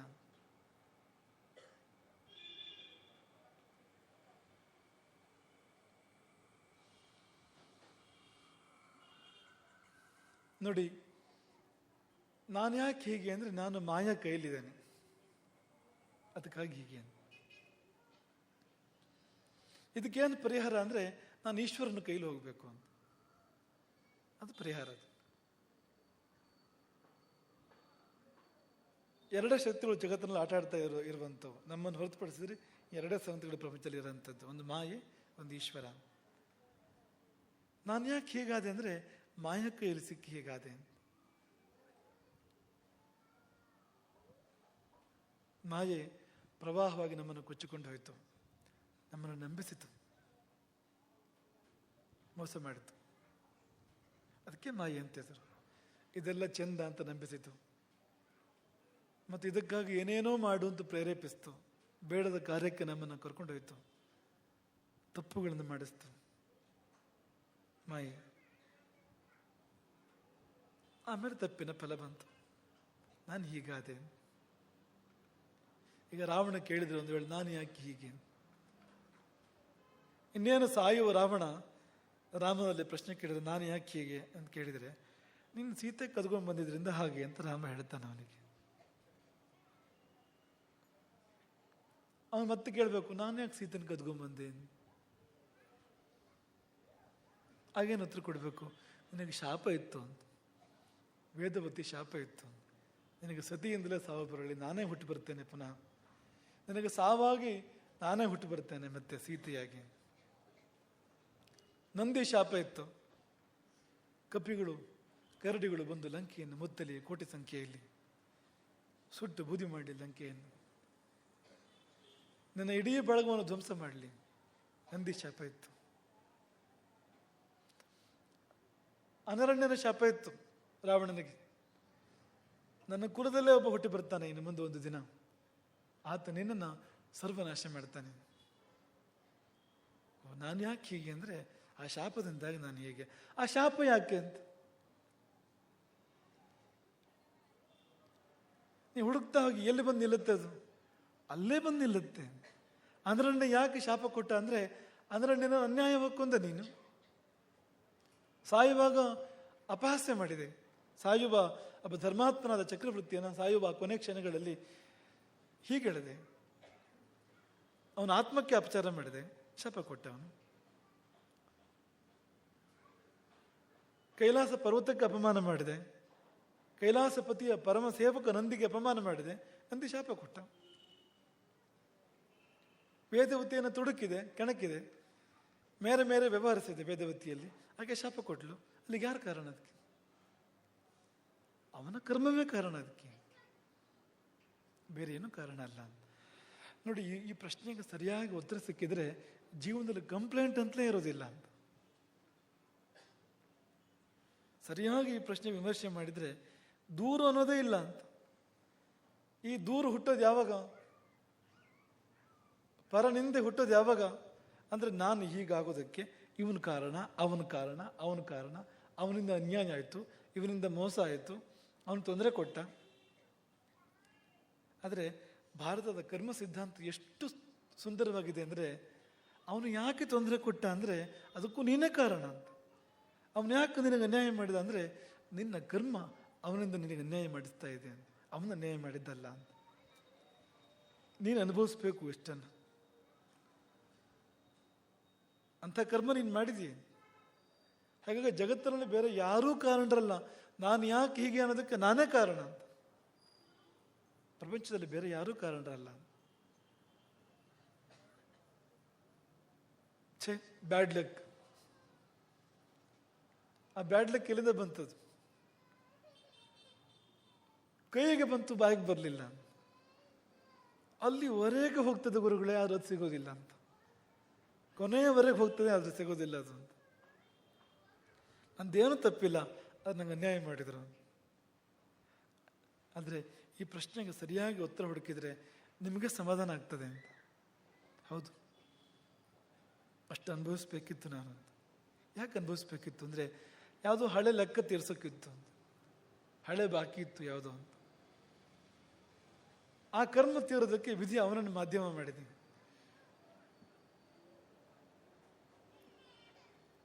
ಬೇರೆ ಏನೂ ಅಲ್ಲ. ಈ ಉದಾಹರಣೆಗೆ ರಾವಣನನ್ನು ಸಾಯಿಸಿದ್ದು ರಾಮ ಅಲ್ಲ, ರಾವಣನೊಳಗಿನ ಕಾಮ. ಅದು ದಾರಿ ತಪ್ಪಿದ ಕಾಮ, ಬೇರೆ ಏನೂ ಅಲ್ಲ. ಹಾಗೆ ನಮ್ಮ ಕಾಮವೋ ನಮ್ಮ ಕರ್ಮವೋ ಎಲ್ಲೋ ಒಂದು ಕಡೆ ನಾವು ಲೆಕ್ಕ ತಪ್ಪಿ ವ್ಯವಹರಿಸಿದಾಗ ಇನ್ನೊಂದು ಕಡೆಗೆ ಲೆಕ್ಕ ಸರಿ ಮಾಡಲಿಕ್ಕೆ ವಿಧಿ ಯಾರನ್ನೋ ಮಾಧ್ಯಮ ಮಾಡ್ಬೋದು, ಯಾರನ್ನೋ ನಿಮಿತ್ತ ಮಾಡ್ಬೋದು ಅಂತ. ಒಂದಷ್ಟು ಇಡಬಹುದು ನಮ್ಮಲ್ಲಿ, ಒಂದಷ್ಟು ಇಡದೇ ಇರ್ಬೋದು. ರೂಪ ಕೊಡ್ಬೋದು, ಕೊಡದೇ ಇರ್ಬೋದು. ರೂಪ ಕೊಟ್ಟಾಗ ದುರುಪಯೋಗ ಮಾಡಿದರೆ ಇನ್ನೊಂದು ಸಾರಿ ಹುಟ್ಟುವಾಗ ಇರೋದಿಲ್ಲ ಅಂತ ಅಷ್ಟೇ, ಬೇರೆ ಏನೂ ಅಲ್ಲ. ಮಾತು ಕೊಟ್ಟಾಗ ದುರುಪಯೋಗ ಮಾಡಿದರೆ ಮೂಕನಾಗಿ ಹುಡ್ತಾನೆ ಇನ್ನೊಂದು ಸರ್ತಿ. ಚಲನವಲನ ಕೊಟ್ಟಾಗ ದುರುಪಯೋಗ ಮಾಡಿದರೆ ಇನ್ನೊಂದು ಸರ್ತಿ ಚಲನವಲನ ಇಲ್ಲದೆ ಇರತಕ್ಕಂಥ ಜನ್ಮ ಸಿಗುತ್ತೆ ಅವನಿಗೆ. ಅದನ್ನೇ ಆ ಶ್ಲೋಕ ಹೇಳೋದು. ಶರೀರಜೈ ಕರ್ಮದೋಷೈ ಯಾತಿ ಸ್ಥಾವರತಾಂ ನರಃ ವಾಚಕೈ ಪಕ್ಷಿ ಮೃಗತಾಂ ಮಾನಸೈ ಅಂತ್ಯಜಾತಿತಾಂ. ಶರೀರದ ಚಲನವಲನಗಳನ್ನ ಬಳಸಿಕೊಂಡು, ಶರೀರದ ಕ್ರಿಯೆ ಇದೆಯಲ್ಲ ಇದನ್ನು ಬಳಸ್ಕೊಂಡು ಅನ್ಯಾಯ ಮಾಡಿದರೆ ಯಾರಿಗಾದರೂ ಅವನು ಮರವಾಗಿ ಹುಡ್ತಾನೆ, ಸ್ಥಾವರವಾಗಿ ಹುಡ್ತಾನೆ, ಚಲನ ಇಲ್ಲದೆ ಇರತಕ್ಕಂಥ ಜೀವವಾಗಿ ಹುಡ್ತಾನೆ ಅವನು ಅಂತ. ಅದೊಂದು ದಂಡ, ಅದು ಅಂತ ಶಿಕ್ಷೆ, ಅದೊಂದು ಅಂತ. ನೀನು ದುರುಪಯೋಗ ಮಾಡಿದೆ ಅದನ್ನ, ಇನ್ನೊಂದು ಸತಿ ನೀನು ಕೊಡೋದಿಲ್ಲ ಅದನ್ನ ಅಂತ. ವಾಚಕೈ ಪಕ್ಷಿ ಮೃಗತಾಂ, ಮಾತನ್ನು ಬಳಸಿ ಅನ್ಯಾಯ ಮಾಡಿದರೆ ಬೇರೆಯವರಿಗೆ ಇನ್ನೊಂದು ಸಾರಿ ಹುಟ್ಟುವಾಗ ಅವನು ಪಕ್ಷಿ ಮೃಗತಾಂ, ಪಕ್ಷಿಯೋ ಮೃಗವಾಗಿ ಹುಡ್ತಾನೆ, ಅಥವಾ ಮನುಷ್ಯನಲ್ಲಿ ಮೂಕನಾಗಿ ಹುಡ್ತಾನೆ, ಮಾತಿಲ್ಲದಂತೆ ಆಗ್ತಾನೆ ಅವನು. ಮಾನಸೈರಂತ ಜಾತಿತಾಂ, ಮನಸ್ಸಿಂದ ಪಾಪ ಮಾಡಿದರೆ ಒಳ್ಳೆ ಮನಸ್ಸಿರೋದಿಲ್ಲ ಅವನಿಗೆ ಇನ್ನೊಂದು ಸಾರಿ ಹುಟ್ಟಿದಾಗ. ಮನಸ್ಸೇ ಅಸ್ತವ್ಯಸ್ತ ಇರ್ಬೋದು, ಮಾನಸಿಕ ನೋಡಿ, ಇದಕ್ಕೆ ಒಳ್ಳೆ ಅರ್ಥವೇ ಇಲ್ಲ. ಮಾನಸಿಕ ಅನ್ನೋ ಪದಕ್ಕೆ ಮನಸ್ಸಿಗೆ ಸಂಬಂಧಪಟ್ಟಿದ್ದು ಅಂತಷ್ಟೇ ಅರ್ಥ ಇರೋದು ನಿಜವಾಗಿ. ಆದರೆ ಮನಸ್ಸಿಗೆ ಸಂಬಂಧಪಟ್ಟ ಕೆಟ್ಟದ್ದು ಅಂತಲೇ ಅರ್ಥ ಇರೋದು ಅದಕ್ಕೆ. ಅವನಿಗೆ ಮಾನಸಿಕ ಅಂದರೆ ಮಾನಸಿಕ ಕಾಯಿಲೆ ಅಂತಲೇ, ಮಾನಸಿಕ ರೋಗ ಅಂತಲೇ. ಹಾಳು ಮನಸ್ಸು ಸಿಗ್ತದೆ ಅಂತ, ಕೆಟ್ಟ ಮನಸ್ಸು ಸಿಗ್ತದೆ ಅಂತ. ಅದಕ್ಕೆ ನಾವೇ ಕಾರಣ. ಹಾಗಾಗಿ ಪ್ರಪಂಚದಲ್ಲಿ ಯಾರನ್ನೂ ದೂರುವಂತಿಲ್ಲ. ನೀವು ಶುದ್ಧವಾಗಿ ಭಾರತೀಯ ಸಿದ್ಧಾಂತವನ್ನು ನೀವು ಆಶ್ರಯಿಸಿದರೆ ಯಾರ ಮೇಲೂ ದೂರ ಹಾಕುವ ಹಾಗಿಲ್ಲ. ನಮ್ಮ ಉಪಾಧ್ಯಾಯರು ನಮಗೆ ಇದಕ್ಕೊಂದು ಕಥೆಯನ್ನು ಹೇಳ್ತಾ ಇದ್ರು ಯಾವಾಗಲೂ. ಒಬ್ಬ ಬ್ರಾಹ್ಮಣ, ಆತ ತುಂಬ ಪಾಪಗಳನ್ನು ಮಾಡ್ತಾನೆ ಜೀವನದಲ್ಲಿ, ಎಷ್ಟೆಷ್ಟೋ ಪಾಪಗಳನ್ನು ಮಾಡ್ತಾನೆ, ಸತ್ತು ನರಕ ಸೇರ್ತಾನೆ. ಚಿತ್ರಗುಪ್ತ ಪುಸ್ತಕ ಓದಿ ಹೇಳಿದಂತೆ ಇಂತಿಂಥ ಪಾಪ ಮಾಡಿದ್ದಾನೆ ಯಮಧರ್ಮನಿಗೆ, ಇಂತಿಂಥ ನರಕಕ್ಕೆ ಅವನನ್ನು ಹಾಕಿ ಅಂತ ಯಮಧರ್ಮನ ಅಪ್ಪಣೆ ಆಯಿತು. ಆದರೆ ಬೇರೆ ಯಾರು ಆಗಿದ್ರು ಸುಮ್ಮನೆ ಹೋಗ್ತಿದ್ರು, ಇವನು ಪಂಡಿತ. ಹಾಗಾಗಿ ಪ್ರಶ್ನೆ ಕೇಳೋಕ್ಕೆ ಶುರು ಮಾಡಿದ ಯಮನಿಗೆ, ನೀನು ಯಾವ ಆಧಾರದ ಮೇಲೆ ನನಗೆ ಶಿಕ್ಷೆ ಕೊಟ್ಟೆ? ಅಪ್ಪ ನೀನು ಈಗೆಲ್ಲ ತಪ್ಪು ಮಾಡಿದ್ದೀನಿ, ಆಗ ನೀನು ಶಿಕ್ಷೆ ಕೊಟ್ಟಿದ್ದು. ವೇದ ಮಂತ್ರಗಳ ಉದಾಹರಣೆ ಕೊಟ್ಟಂತೆ ಅವನು. ದೇವಸ್ಯತ್ವ ಸವಿತು ಪ್ರತಿಭೆ ಅಶ್ವಿನವರ ಬಾಹುಭ್ಯಾಂ ಪೂಷ್ಣವರ ಹಸ್ತಾಭ್ಯಾಂ ಮಂತ್ರ ಇದೆ. ಆ ಮಂತ್ರದ ಯಜ್ಞದಲ್ಲಿ ಉಪಯೋಗ ಆಗುವಂಥ ಮಂತ್ರ ಅದು. ಆ ಮಂತ್ರದ ಭಾವ ಏನು ಅಂದರೆ, ಸವಿತೃ ದೇವನ ಅಪ್ಪಣೆಯಂತೆ, ಅವನ ಪ್ರೇರಣೆಯಂತೆ ನಾನು ಈ ಕೆಲಸ ಮಾಡ್ತೇನೆ, ಯಜ್ಞ ಕಾರ್ಯವನ್ನು ಮಾಡ್ತೇನೆ. ಅಶ್ವಿನಿ ದೇವತೆಗಳ ಬಾಹುಗಳಿಂದ ಮಾಡ್ತೇನೆ, ಅಂದರೆ ಅಶ್ವಿನಿ ದೇವತೆಗಳ ಕೈಯಿಂದ ಮಾಡ್ತೇನೆ. ನನ್ನ ಕೈ ಅಲ್ಲ, ಅಶ್ವಿನಿ ದೇವತೆಗಳ ಕೈ, ಅವ್ರ ಕೈಯಿಂದ ಮಾಡ್ತೇನೆ, ಅವರ ಬಾಹುಗಳಿಂದ. ಪೂಷ ದೇವತೆಯ ಹಸ್ತದಿಂದ, ಅವುಗಳಿಂದ ಈ ಕರ್ಮ ಮಾಡ್ತೇನೆ. ಆ ಮಂತ್ರದ ನೆನಪಾಯಿತು ಬ್ರಾಹ್ಮಣನಿಗೆ. ಆ ಮಂತ್ರ ಹೇಳಿದಂತೆ, ಈ ಮಂತ್ರದ ಪ್ರಕಾರ ನಾನೇನೂ ಮಾಡಲೇ ಇಲ್ಲ. ಅಶ್ವಿನಿ ದೇವತೆಗಳ ಬಾಹುಗಳು, ಪೂಷ ದೇವತೆಯ ಹಸ್ತ, ಸವಿತೃ ದೇವತೆ ಪ್ರೇರಣೆ, ನಾನೇನು ಮಾಡಿದ್ದೇನೆ? ಒಂದು ಸಾರಿ ಯಮಧರ್ಮನೂ ಕಂಗಾಲಾದ್ನಂತೆ. ಅರೆ ಇದಕ್ಕೇನು ಉತ್ತರ ಕೊಡೋದಪ್ಪ, ವೇದ ಮಂತ್ರ ಬೇರೆ ಉಲ್ಲೇಖ ಮಾಡ್ತಾ ಇದ್ದಾನೆ, ವೇದ ತಪ್ಪ ಅಂತ ಪ್ರಶ್ನೆ ಬೇರೆ. ಮತ್ತೆ ನೀನು ವೇದದ ಪ್ರಕಾರ ಹೋಗಬೇಕು ಬೇಡ? ಈ ಕಾನೂನು ಹೆಚ್ಚಾಗಿ ಬಳಕೆ ಆಗೋದು ಕಾನೂನು ಮುರಿಯೋರಿಗೆ, ಕೆಟ್ಟವ್ರ ಕೈಲೇ ಹೆಚ್ಚು ಬಳಕೆ ಆಗೋದು ಕಾನೂನು ಅಂತ. ಕಾನೂನು ಸದುಪಯೋಗ ಆಗೋದು ಬಹಳ ಕಡಿಮೆ ಅಂತ, ದುರುಪಯೋಗ ಆಗೋದೇ ಜಾಸ್ತಿ ಅಂತ. ಭಾಳ ಹೊತ್ತು ಯಮಧರ್ಮ ತಲೆ ಕೆಡಿಸ್ಕೊಂಡ ಮೇಲೆ ಒಂದು ಉಪಾಯ ಕಂಡುಕೊಡ್ತಾನೆ ಅವನು. ಆಯಿತು, ಒಂದು ಕೆಲಸ ಮಾಡೋಣ, ಅಲ್ಲೇ ಹೋಗೋಣ, ನೀ ಎಲ್ಲಿ ಬದುಕಿ ಬಾಳಿದ್ದೆ ಅಲ್ಲಿಗೆ ಹೋಗೋಣ ಅಂತ ಆತನನ್ನು ಕರ್ಕೊಂಡು ಹೋಗ್ತಾನೆ ಅವನ ಊರಿಗೆ. ಇದು ಯಾರು ಊರು ಅಂತ, ನನ್ನ ಊರು ಇದು ಅಂತ. ಒಂದು ಭವ್ಯ ಬಂಗಲೆ ಇತ್ತಲ್ಲಿ, ಭಾರಿ ದೊಡ್ಡ ಬಂಗಲೆ ಇದೆ. ಅರೆ ಎಂಥ ಅದ್ಭುತವಾಗಿದೆ ಬಂಗಲೆ, ಎಂಥ ಒಂದು ಅಪರೂಪದ ಕಲಾಕೃತಿ ಇದನ್ನು ಯಾರು ಕಟ್ಸಿದ್ದು ಅಂತ. ನಾನು ಕಟ್ಸಿದ್ದು. ಒಂದು 100 ಎಕರೆ ತೋಟ ಇದೆ, ತುಂಬ ಫಲವತ್ತಾದ್ದು, ಭಾರಿ ಬೆಳೆ ಬರುವಂಥದ್ದು, ಬೆಲೆ ಬಾಳುವಂಥದ್ದು. ಈ ತೋಟ ಯಾರು ಬೆಳೆಸಿದ್ರು? ನಾನು ಬೆಳೆಸಿದ್ದು. ಈ ಸೇತುವೆ ಯಾರು ಕಟ್ಟಿದ್ರು? ನಾನು ಕಟ್ಟಿದ್ದು. ಕರ್ಕೊಂಡು ಹೋಗ್ತಾ ಇದ್ದಂತೆ ಅಲ್ಲೊಂದು ಗೋವು ಸತ್ತು ಬಿದ್ದಿತ್ತು. ಈ ಗೋವನ್ನು ಕೊಂದವ್ರು ಯಾರು? ಅವನೇ ಕೊಂದಿದ್ದು. ಇದ್ದಕ್ಕಿದ್ದಾಗ ಮೌನ. ಅರೆ, ನಿನ್ನ ಮಾತಿಗೇನಾಯ್ತು? ದೇವಸೇತ್ವ ಸೇತು ಪ್ರತಿಭೆ ಇಷ್ಟು ತನಕ ಬರಲೇ ಇಲ್ಲ. ಈ ಮನೆ ಕಟ್ಟಿದ್ಯಾರು ಅಂದ್ರೆ ದೇವಸೇತ ಸೇತು ಪ್ರತಿಭೆ ಇಲ್ಲ, ನಾನೇ ಕಟ್ಟಿದ್ದು ಅಂತ. ಆಸ್ತಿ ಮಾಡಿದ್ದರು ನಾನೇ ಮಾಡಿದ್ದು. ಸವಿತ್ರ ದೇವತೆ ಇಲ್ಲ, ಪೋಷ ದೇವತೆ ಇಲ್ಲ, ಅಶ್ವಿನಿ ದೇವತೆಗಳು ಇಲ್ಲ. ಹೆಗ್ಗಳಿಕೆ ವಿಷಯಗಳು ಏನಿದೆ ಅದು ಯಾವುದಕ್ಕೂ ಯಾವ ದೇವರ ಹೆಸರು ಇಲ್ಲ. ಪಾಪಕರ್ಮಗಳಿಗೆ ದೇವರು ಹೊಣೆ, ನೀನಲ್ಲ. ಒಂದು ಕೆಲಸ ಮಾಡೋಣ, ನಾನು ಅಶ್ವಿನಿ ದೇವತೆ, ಪುರುಷ ದೇವತೆ ಮತ್ತು ಸವಿತ್ರ ದೇವತೆಗಳಿಗೆ ಶಿಕ್ಷೆ ಕೊಡ್ತೇನೆ. ಆದರೆ ನಿನ್ನ ಮೂಲಕ ಮಾಡಿದ್ರಲ್ಲ ಅವರು ಈ ಕರ್ಮವನ್ನು, ಹಾಗೆ ನಿನ್ನ ಮೂಲಕ ಶಿಕ್ಷೆ ಕೊಡ್ತೇನೆ. ಯಾವ ದ್ವಾರದಲ್ಲಿ ಅವರು ಈ ಪಾಪ ಮಾಡಿದರೆ ಅದೇ ದ್ವಾರದಲ್ಲಿ ಶಿಕ್ಷೆ ಕೊಡ್ತೇನೆ, ಹೋಗು ಬೀಳು ನರಕಕ್ಕೆ ಅಂತ. ನರಕಕ್ಕೆ ಹಾಕಿದ್ದಾನೆ ಅಂತ ಆತನ ಅಂತ. ಈ ಕಥೆಯಿಲ್ಲ, ಸಂದೇಶ ಇದೆ ಅಂತ. ನಾವೇ ಮಾಡಿಕೊಂಡಿದ್ದು ಅಂತ, ಬೇರೆ ಯಾರೂ ಅಲ್ಲ. ಅದೇ ನಮಗೆ ತಿರುಗಿ ಬರುವಂಥದ್ದು. ಹಾಗಾಗಿ ಎಂಥ ಪ್ರಪಂಚದಲ್ಲಿ ನಾವು ಬದುಕ್ತಾ ಇದ್ದೇವೋ ಆ ಪ್ರಪಂಚ ಹಾಗಿರೋದಕ್ಕೆ ನಾವು ಕಾರಣ. ಈ ಶರೀರ, ಈ ಮನಸ್ಸು, ಈ ರೂಪ, ಈ ವಿದ್ಯೆ, ಈ ಬುದ್ಧಿ ಎಲ್ಲ ನಮಗೆ ನಮ್ಮದೇ ಕೊಡುಗೆ ಅಂತ. ನಮ್ಮ ದುಃಖಗಳು ನಮ್ಮದೇ ಶಾಪ, ನಮಗೆ ಬೇರೆ ಯಾರ ಶಾಪವೂ ಅಲ್ಲ. ನಮ್ಮ ಆತ್ಮದ ಮೇಲೆ ನಾವೇ ಕಲಂಕ ಹಚ್ಚಿದ ಮೇಲೆ, ಕಪ್ಪು ಹಚ್ಚಿದ ಮೇಲೆ ಅದ್ರ ಪರ ನಾವೇ ಉಣ್ಣಬೇಕು ಅಂತ. ಕನ್ನಡಿಯಲ್ಲಿ ಅದಕ್ಕೆ ಕಾಣ್ಬೇಕು ತಾನೆ, ಕನ್ನಡಿದೇನು ತಪ್ಪು? ಕನ್ನಡಿದೇನೂ ತಪ್ಪಲ್ಲ. ನಾವು ಹೇಗಿದ್ದೇವೋ ಹಾಗೆ ನಮ್ಮನ್ನು ತೋರಿಸ್ತಿದೆ ಕನ್ನಡಿ. ಕರ್ಮಫಲ ಕೂಡ ಹಾಗೆ. ಈಶ್ವರನ ಕೆಲಸ ಏನಪ್ಪ ಈ ಜೀವನದ ಆಟದಲ್ಲಿ ಅಂದರೆ ಅಂಪೈರ್ ಕೆಲಸವಂತೆ ಈಶ್ವರನದ್ದು. ಅಂಪೈರ್ ಕೆಲಸ ಏನು? ಔಟ್ ಆದರೆ ಔಟು ಅಂತ ಹೇಳು ಅಂತ, ಔಟ್ ಅಲ್ಲದೆ ಇದ್ರೆ ಔಟ್ ಅಲ್ಲ ಅಂತ ಹೇಳು ಅಂತ. ಔಟ್ ಆಗದವ್ರನ್ನ ಔಟ್ ಮಾಡೋದು ಅಂಪೈರ್ ಕೆಲಸ ಅಲ್ಲ, ಆದವ್ರನ್ನ ಅಲ್ಲ ಅಂತ ಮಾಡೋದು ಕೂಡ ಅಂಪೈರ್ ಕೆಲಸ ಅಲ್ಲ ಅಂತ. ನಾವು ಚೆನ್ನಾಗಿ ಆಡಿದರೆ, ನಾವು ಔಟ್ ಆಗದೇ ಇದ್ರೆ ಅವನು ಔಟು ಅಂತ ಹೇಳೋದಿಲ್ಲ ಅಂಪೈರು. ಹಾಗೆ ಅಂತ ನಮ್ಮ ಕೃತಿಯನ್ನು ಈಶ್ವರ ಸ್ವೀಕರಿಸ್ತಾನೆ, ಅದಕ್ಕೆ ತಕ್ಕ ಫಲ ನಮಗೆ ಕೊಡ್ತಾ ಇರ್ತಾನೆ. ನೀನು ಹೀಗೆ ಅದಕ್ಕೆ ನಿನಗೆ ಹೀಗೆ ಅಂತ, ನೀನು ಹೀಗೆ ಅದಕ್ಕೆ ನನಗೆ ಹೀಗೆ ಅಂತ. ಹಾಗಾಗಿ ನಾನು ಯಾಕೆ ಹೀಗೆ ಎನ್ನುವ ಪ್ರಶ್ನೆಗೆ ಆ ವಾಕ್ಯದ ಮೊದಲನೇ ಪದವೇ ಉತ್ತರ ಅಂತ. ನಾನು ಯಾಕೆ ಹೀಗೆ, 3 ಪದಗಳ ಪ್ರಶ್ನೆಗೆ ಒಂದು ಪದದ ಉತ್ತರ, ಆ ಮೊದಲನೇ ಪದವೇ ಉತ್ತರ. ಅದಕ್ಕೆ ನಾನು ಹೀಗಿರೋದಕ್ಕೆ ಯಾರ ಕಾರಣ ಅಂದರೆ ನಾನು, ಬೇರೆ ಯಾರೂ ಅಲ್ಲ.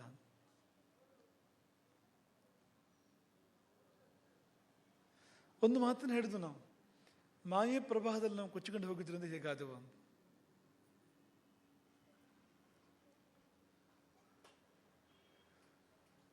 ಈ ಪ್ರಶ್ನೆಗೆ ನಿಜವಾದ ಉತ್ತರ ಬೇಕಲ್ಲ. ಪ್ರಶ್ನೆಗೆ ಉತ್ತರ ಅಂದರೆ ನಾನು ಯಾಕೆ ಹೀಗೆ ಅನ್ನೋದಕ್ಕೆ ನಾನೇ ಕಾರಣ ಅಂತ ಉತ್ತರ ಕೊಡ್ಬೋದು, ಅಥವಾ ಮಾಯೆ ಪ್ರವಾಹದಲ್ಲಿ ಕೊಚ್ಕೊಂಡು ಹೋಗಿದ್ರಿಂದ ಹೀಗೆ ಅಂತ ಉತ್ತರ ಕೊಡ್ಬೋದು. ಪರಿಹಾರ ಏನು? ದಾಟೋದು ಹೇಗೆ ಇದನ್ನು? ನಾನು ಹೇಗಾಗಬೇಕು ಹಾಗಾಗೋದು ಹೇಗೆ ಅಂತ.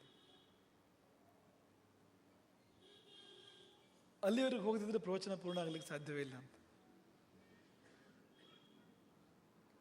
ಉತ್ತರ ಮತ್ತು ಮುಂದುವರೆದ ಉತ್ತರ. ನಾನು ಯಾಕೆ ಹೀಗೆ ಅನ್ನೋದಕ್ಕೆ ನಾನೇ ಉತ್ತರ. ಸರಿ, ಈಗ ನಿಜವಾದ ಉತ್ತರ ಹೇಳಿ, ಮುಂದೆ ಏನು ಮಾಡಬೇಕು?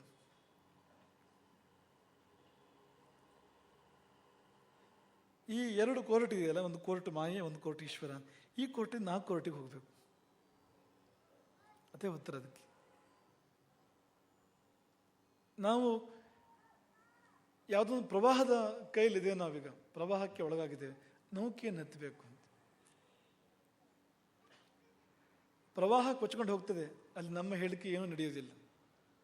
ಅದು ನೌಕೆ ಹಾಗಲ್ಲ, ಒಂದು ದಿಕ್ಕು ಹಿಡಿದು ಹೋಗ್ತದೆ. ಅದು ಕೆಲವು ಸಾರಿ ಪ್ರವಾಹಕ್ಕೆ ವಿರುದ್ಧವಾಗಿ ಹೋಗ್ತದೆ, ದಡದ ಕಡೆಗೆ ಹೋಗ್ತದೆ. ಅದು ಇಲ್ಲಿಂದ ಅಲ್ಲಿಗೆ ಮಾಯ ಕೈಯಿಂದ ಈಶ್ವರನ ಕೈಗೆ ದಾಟಬೇಕು. ನಾವು ದಾಟೋಕೆ ಏನು ಮಾಡಬೇಕು? ದಾಟೋ ಮನಸ್ಸು ಮಾಡಬೇಕು. ನಮಗೆ ಅನ್ನಿಸ್ಬೇಕು ದಾಟಬೇಕು ಅಂತ, ಅಷ್ಟೇ ಬೇಕಾಗೋದು ಅಂತ. ಇಷ್ಟೇ ಬೇಕಾಗೋದು. ಈ ಕರ್ಮಚಕ್ರವನ್ನು ದಾಟಲಿಕ್ಕೆ ಬೇಕಾಗೋದೇನು? ಈ ಮಾಯಾ ಚಕ್ರವನ್ನು ದಾಟಲಿಕ್ಕೆ ಬೇಕಾಗೋದೇನು? ನಾವು ಈಶ್ವರಾಧೀನವಾಗಿ ಬದುಕಲಿಕ್ಕೆ ಬೇಕಾಗೋದೇನು? ಅಷ್ಟೇ ಅಂತ. ಆ ಮನಸ್ಸು ಅಂತ ನಮ್ಗೆ ಹಾಗೆ ಅನ್ನಿಸ್ಬೇಕು ಅಂತ ಅನಿಸಿಕೆ ಇಲ್ಲ ನಮಗೆ. ನಮಗಿದೇ ಚಂದ ಅಂತ ಅನಿಸ್ತಾ ಇದೆ, ಇದೇ ಸರಿ ಅಂತ ಅನಿಸ್ತಾ ಇದೆ ನಮ್ಗೆ ಆ ಕಥೆ ನೆನಪಿರಬೇಕು. ಒಂದು ಹಂದಿ ಕಥೆ ನಾವು ಹೇಳ್ತಾ ಇರ್ತೇವೆ ಯಾವಾಗಲೂ. ಹಂದಿ ಕಥೆ ನೆನಪಿರ್ಬೇಕು ನಿಮಗೆ. ಒಬ್ಬ ಮನುಷ್ಯನಿಗೆ ಸ್ವಪ್ನದಲ್ಲಿ ಗೊತ್ತಾಯಿತು, ಇಂತಹ ದಿನ ನಾನು ಸಾಯ್ತೇನೆ ಮತ್ತು ಹಂದಿಯಾಗಿ ಹುಡ್ತೇನೆ ಅಂತ ಗೊತ್ತಾಯ್ತು ಅವನಿಗೆ. ಆ ಹಂದಿ ಜನ್ಮವು ಕೂಡ ಪೂರ್ತಿ ಗೋಚರಿಸ್ತು. ಏನೇನಾಗ್ತೇನೆ ಹಂದಿ ಆದಾಗ, ಎಷ್ಟು ಮರಿಗಳಾಗ್ತವೆ, ಎಲ್ಲೆಲ್ಲಿ ಓಡಾಡ್ತೇನೆ ಎಲ್ಲ ಅವನಿಗೆ ಗೋಚರಿಸ್ತು. ಒಂದಿನ ತಾನೇ ಕಟ್ಟಿದ, ಮನುಷ್ಯನಾದಾಗ ಕಟ್ಟಿದ ಮನೆ ಮುಂದೆ ಓಡಾಡೋದು ಕೂಡ ಗೊತ್ತಾಯ್ತು ಅವನಿಗೆ. ಅವನಿದ್ದವನೇ ಮಗನನ್ನು ಕರೆದು ಹೇಳ್ತಾನೆ, ಸ್ವಪ್ನ ಬಿದ್ದಿದೆ, ನಾನು ಸಾಯ್ತೇನೆ, ಹಂದಿಯಾಗಿ ಹುಡ್ತೇನೆ, ಏನು ಪರಿಹಾರ ಇಲ್ಲ ಅದಕ್ಕೆ. ಆದರೆ ಒಂದು ಕೆಲಸ ಮಾಡು, ಇಷ್ಟು ವರ್ಷ, ಇಷ್ಟು ತಿಂಗಳು, ಇಷ್ಟು ದಿನದ ನಂತರ ಇದೇ ಮನೆಯ ಮುಂದೆ ನಾನು ಪುನಃ ಬರ್ತೇನೆ ಮರಿಗಳ ಜೊತೆಗೆ. ಈ ಕೋವಿದೆ ನೋಡು, ಕೋವಿಂದ ಗುಂಡು ಹಾಕಿ ಕೊಂದುಬಿಡು ನನ್ನನ್ನು. ಆ ಹಂದಿ ಜನ್ಮ ಬೇಡ, ಅಂಥ ಹೊಲಸು ತಿನ್ನುವ ಜನ್ಮ, ಹೊಲಸಿನ ಮಧ್ಯೆ ಬಾಳುವ ಜನ್ಮ ಬೇಡ ಬೇಡ. ಎಷ್ಟು ಸ್ವಚ್ಛವಾಗಿ ಬದುಕಿದ್ದೇನೆ ನಾನೀಗ, ಕೊಂದುಬಿಡು ನನ್ನನ್ನು. ಮಗ ಕಣ್ಣೀರಿಟ್ಟು ಆಯಿತು ಅಂತ ಒಪ್ಪಿದ, ಅಪ್ಪನ ಕೊನೆ ಆಸೆ ಅಂತ. ಅಪ್ಪ ತೀರ್ಕೊಂಡ. ಈ ಮಗ ಕೋವಿ ಇಟ್ಕೊಂಡು ಕಾಯ್ತಾ ಇದ್ದ. ಅಪ್ಪ ಬರ್ತಾನಲ್ಲ, ಮತ್ತೆ ಅಪ್ಪ ಬಂದಾಗ ಸೇವೆ ಮಾಡಬೇಕಲ್ಲ, ಒಂದು ಕಾಯ್ತಾ ಇದ್ದಂತೆ ಮಗ.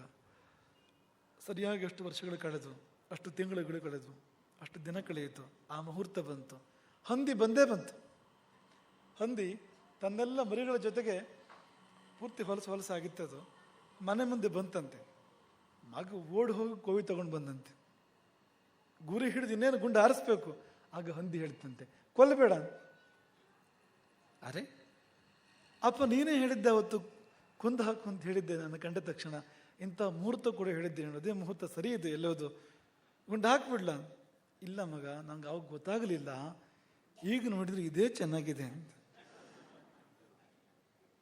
ಭಾಳ ರುಚಿಕರವಾಗಿದೆ, ಇದೆ ಭಾಳ ಸ್ವಾರಸ್ಯವಾಗಿದೆ, ಆಗ ಗೊತ್ತಾಗಲಿಲ್ಲ ಅಂತ. ಆಗ ಸುಮ್ಮನೆ ಹೊಲಸು ತಿಂದು ಬದುಕಿದ್ದೆ ನಾನು ಆ ಸಮಯದಲ್ಲಿ, ಇದೇ ಚೆನ್ನಾಗಿದೆ. ಇದಕ್ಕೆ ಮಾಯೆ ಅಂತ ಹೇಳೋದು ಅಂತ. ಮಾಯೆ ಮಾಡೋದು ಏನಂದ್ರೆ, ಆ ಒಳ್ಳೇದು ಬೇಕು ಅಂತ ನಮ್ಗೆ ಅನ್ಸೋದಿಲ್ಲ, ಅನಿಸ್ಲಿಕ್ಕೆ ಬಿಡೋದಿಲ್ಲ ಅದು ಅಂತ, ಇಷ್ಟ ಆಗ್ಲಿಕ್ಕೆ ಬಿಡೋದಿಲ್ಲ ಅದು ಅಂತ. ಈ ಕಷ್ಟವೇ ಇಷ್ಟ ಆಗುವಾಗ ಮಾಡ್ತದೆ ಅದು. ಇಲ್ಲಿ ಏನು ಸ್ವಾರಸ್ಯ ಇಲ್ಲ, ಆದರೂ ಸ್ವಾರಸ್ಯದ ಭ್ರಮೆಯಲ್ಲಿ ಬದುಕುವ ಹಾಗೆ ಮಾಡ್ತದೆ ಮಾಯೆ ಅಂತ. ನಾನು ಯಾಕೆ ಹೀಗೆ ಅಂತ ಪ್ರಶ್ನೆ ಬರೋದಿರ ಮಾಡಿಬಿಡ್ತದೆ ಅಂತ. ಪ್ರಶ್ನೆ ಹುಟ್ಟಿದ್ರೆ ನಾವು ಗೆದ್ದು ಬಿಡ್ಬೋದು, ಪ್ರಶ್ನೆ ಬಲವಾದರೆ ನಾವು ಉತ್ತರ ಹುಡುಕ್ಬೋದು. ಪ್ರಶ್ನೆ ಹುಟ್ಟಿದಾಗ ಮಾಡಿಬಿಡ್ತದೆ ಅಂತ. ನಾಯಿ ಎಲುಬನ್ನು ನೆಗ್ತಾ ಇರ್ತದೆ ನೋಡಿ, ಅದಕ್ಕೇನು ಭ್ರಮೆ ಅಂದರೆ ಎಲುಬಲ್ಲಿ ರಕ್ತ ಬರ್ತದೆ ಅಂತ ಭ್ರಮೆ. ಅದಕ್ಕೆ ಆ ರಕ್ತವನ್ನು ಸವಿಬೇಕು ಅಂತ ನಾಯಿ ಬಯಸೋದು. ಆ ಎಲುಬನ್ನು ನೆಗ್ತಾ ಕೂತಿದೆ ಅದು. ಎಲುಬಲ್ಲಿ ರಕ್ತ ಬರೋದು ಉಂಟಾ ಎಲ್ಲಾದರೂ? ಆದರೆ 1 ಗಂಟೆ ನೆಕ್ಕಿದ ಮೇಲೆ ರಕ್ತ ಬರೋಕ್ಕೆ ಶುರುವಾಯ್ತಂತೆ. ಎಲುಬು ಸ್ವಲ್ಪ ಕೆಂಪಾಗಿ ಶುರುವಾಯಿತು. ಏನು ರಕ್ತ ಅದು? ಅದರದ್ದೇ. ಆ ಎಲುಬನ್ನು ನೆಕ್ಕಿ ನೆಕ್ಕಿ ನೆಕ್ಕಿ ನಾಲಿಗೆ ಗಾಯ ಆಗಿದೆ. ನಾಲಿಗೆ ರಕ್ತ ಎಲುಬಿನ ಮೇಲೆ ಬೀಳ್ತಾ ಇದೆ. ಹಾಂ, ಇಷ್ಟು ಹೊತ್ತು ಕಷ್ಟಪಟ್ಟಿದ್ದಕ್ಕಂತೂ ಒಂದು ಸ್ವಲ್ಪ ರಕ್ತ ಬಂತು ಅಂತ ನೆಕ್ಕಕ್ಕೆ ಶುರು ಮಾಡ್ತಂತೆ ಅದು ಅಂತ. ಹಾಗೆ ಈ ಸಂಸಾರದಲ್ಲಿ ನಾವು ಸುಖ ಪಡ್ತೇವೆ ಅಂದರೆ ಅಷ್ಟೇ ಅಂತ. ಇದು ಯಾವುದ್ರಲ್ಲಿ ಸುಖ ಇದೆ ಹೇಳಿ? ಎಲ್ಲ ಎಲುಬಿದ್ದ ಹಾಗೆ ಇದು. ನಮ್ಮ ಜೀವನದಲ್ಲಿ ನಾವು ಏನೇನು ಸುಖ ಅಂತ ಅಂದ್ಕೊಂಡಿದ್ದೇವೆ ಅವೆಲ್ಲೂ ಎಲುಬಿದ್ದ ಹಾಗೆ. ಒಳಗಿನ ಸುಖವನ್ನೇ ಒಂದಷ್ಟು ಅದರ ಮೇಲೆ ಚೆಲ್ಲಿ ಅದು ಚೆನ್ನಾಗಿದೆ ಅಂತ ಅಂದ್ಕೊಳ್ಳೋದು ನಾವು ಹೊರತು, ಅದು ಚೆನ್ನಾಗಿರೋದು ಇಲ್ಲ, ಚೆನ್ನಾಗಿಲ್ಲ ಅಂತಲೂ ಇಲ್ಲ, ಇದೆ ಅಂತಲೂ ಇಲ್ಲ, ಎರಡೂ ಅಲ್ಲ ಅದು ಅಂತ. ಒಂದು ವಸ್ತು ಒಬ್ಬನಿಗೆ ಒಳ್ಳೆಯದಾದರೆ ಇನ್ನೊಬ್ಬನಿಗೆ ಕೆಟ್ಟದಾಗಬೇಕು. ಯಾಕೆ? ಅದು ಒಳ್ಳೆಯದೂ ಇಲ್ಲ ಕೆಟ್ಟದ್ದು ಇಲ್ಲ, ನ್ಯೂಟ್ರಲ್ ಅದು. ಒಂದು ವಸ್ತು ಇವತ್ತು ನಮಗೆ ಹಿತವಾದರೆ ನಾಳೆ ಹಿತವಾಗುವುದಿಲ್ಲ. ಯಾಕೆ ಹೇಳಿ? ಊಟಕ್ಕೆ ಸ್ವಲ್ಪ ಮನೆ ತುಂಬ ರುಚಿ ಅನ್ನಿಸ್ತದೆ ನಮಗೆ ಆಹಾರ ಪದಾರ್ಥಗಳು. ಅದೇ ಪೂರ್ತಿ ಊಟ ಆದಮೇಲೆ ಅದೇ ಊಟ ನಮಗೆ ರುಚಿ ಅಂತ ಅನಿಸೋದಿಲ್ಲ. ಯಾಕೆ? ಬೇಕು ಅಂತ ಅನಿಸೋದಿಲ್ಲ. ಯಾಕೆ ಹೇಳಿ? ನಿನ್ನ ಕೆಂಪಂಗಿ ಇಷ್ಟ ಆಯಿತು, ಅದು ನಾಳೆ ಕೆಂಪಂಗಿ ಬೇಡ ಅಂತ ಆಗ್ತದೆ. ಯಾಕೆ ಹೇಳಿ? ಒಬ್ಬನಿಗೆ ಇಷ್ಟವಾಗಿದ್ದು ಇನ್ನೊಬ್ಬನಿಗೆ ಯಾಕೆ ಇಷ್ಟ ಆಗ್ತಾ ಇಲ್ಲ? ಅಥವಾ ನಮಗೆ ಬೇರೆ ಸಮಯದಲ್ಲಿ ಇಷ್ಟವಾಗಿದ್ದು ಬೇರೆ ಸಮಯದಲ್ಲಿ ಕಷ್ಟ ಆಗುತ್ತೆ. ಯಾಕೆ ಹೇಳಿ? ಆ ವಸ್ತು ಒಳ್ಳೆಯದು ಇಲ್ಲ, ಕೆಟ್ಟದ್ದು ಅಲ್ಲ, ವಸ್ತು ನ್ಯೂಟ್ರಲ್ ಅದು ಅಂತ. ನಮ್ಮದನ್ನು ನಾವೆಲ್ಲ ಹಾಕಿ ನಮ್ಮ ದುಃಖವನ್ನು ನಮ್ಮ ಸುಖವನ್ನು ಅದರ ಮೇಲೆ ಹಾಕಿ ಚೆನ್ನಾಗಿದೆ ಚೆನ್ನಾಗಿಲ್ಲ ಅಂತ ಲೇಬಲ್ ಹಚ್ಚಿಬಿಡೋದು ಅದ್ರ ಮೇಲೆ. ಥಿಯೇಟರ್ ನಾಯಿ ಹಾಗೆ, ಏನು ವ್ಯತ್ಯಾಸ ಇಲ್ಲ ಅದರ ಹಾಗೆ ಅಂತ. ಗಗನ ನೀಲಿಮೆಯನ್ನ ಮನಕ್ಕೆ ಸೊಗಬೀವಂತೆ ಮುಗಿವ ತರಣಿಯ ರಕ್ತ ಹಿತವೆನಿಸದೇಕೋ. ಯಾಕೋ ಗಗನದ ನೀಲಿ, ಆಕಾಶದ ನೀಲಿ ಮನಸ್ಸಿಗೆ ಖುಷಿ ಆಗುತ್ತೆ. ಗಗನ ನೀಲಿಮೆಯನ್ನ ಮನಕ್ಕೆ ಸೊಗಬೀವಂತೆ ಸುಖಬೀವಂತೆ ಮುಗಿವ ತರಣಿಯ, ತರಣಿ ಅಂದ್ರೆ ಸೂರ್ಯ, ಮುಗಿವ ತರಣಿ, ಇನ್ನೇನು ಮುಗಿದು ಹೋಗುವ ಸೂರ್ಯ, ಮುಳುಗುವ ಸೂರ್ಯ, ಅವನ ರಕ್ತ ಆ ಕೆಂಪು ಹಿತವೆನಿಸದು ಏಕೋ. ಗೊತ್ತಿಲ್ಲ ಆ ನೀಲಿ ಯಾಕೆ ಇಷ್ಟ ಆಯ್ತು, ಈ ಕೆಂಪು ಯಾಕೆ ಇಷ್ಟ ಆಗಲಿಲ್ಲ.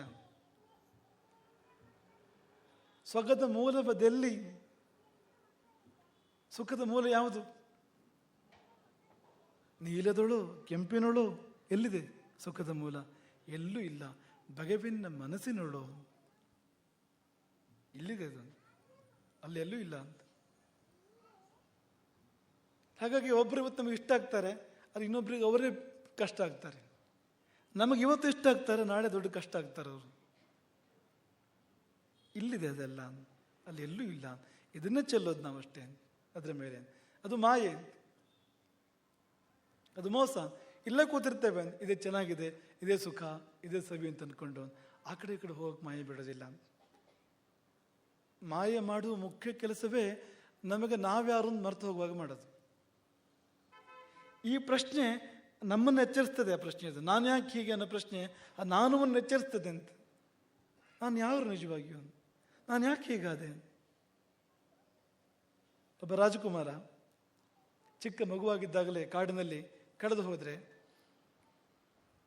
ಅವನು ಬೇಟೆಗಾರರ ಪಾಲಾದರೆ ಅವನು ಬೇಟೆಗಾರನಾಗಿ ಬೆಳೀತಾನೆ. ನಿಜವಾಗಿ ರಾಜಕುಮಾರನೇ ಅವನು ಯಾರ ಮಗ? ಅವನಿಗೆ ಆ ಮೈ ಮನಸ್ಸು ಕೊಟ್ಟಿದ್ದಾರು ಅಂದರೆ ರಾಜ ರಾಣಿಯರೇ.